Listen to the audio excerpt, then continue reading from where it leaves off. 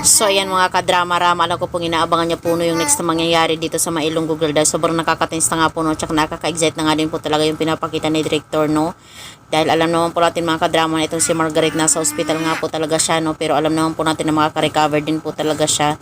At dahil nga po talaga dito po muna mga kadrama, bago maka-recover nga po itong si Margaret, malalaman na din po talaga ni Sir Gov na ito nga po talagang si Tata yung totoo niyang anak no, doon kay Carmen na inilagaan nga po talaga ni Nay Guapa or ni Shirley. At alam naman po natin mga kadrama na hindi po talaga magdadalawang isip talaga na ipakilala ni Sir Gov itong si Tata dito kay Margaret at saka dito kay Francis, dahil alam naman po natin mga kadrama itong si Francis ay mahal na mahal nga po niya itong si Tata at saka itong si Margaret ay nagugustuhan na din niya po itong si Tata dahil sobrang napakabait po talaga na bata at maalaga. At alam naman po natin mga kadrama na sa pagpapakilala nga po talaga ni Sir Gov ay possible talaga ay wala na po talagang maging problema no dito kay Margaret.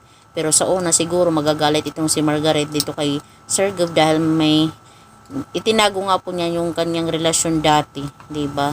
Pero hindi naman po yun talaga pagsisisihan ni Margaret dahil sobrang bait naman po talaga ni Tata.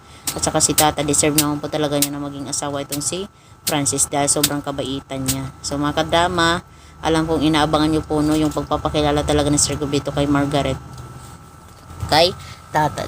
At deserve naman po talaga na makilala din talaga nila Margaret dahil iisa na silang pamilya, di ba?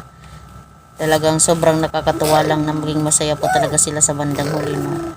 Thank you so much mga kadrama. Siguro malapit nang matapos itong Mailong Google no. I think next week na lang ata.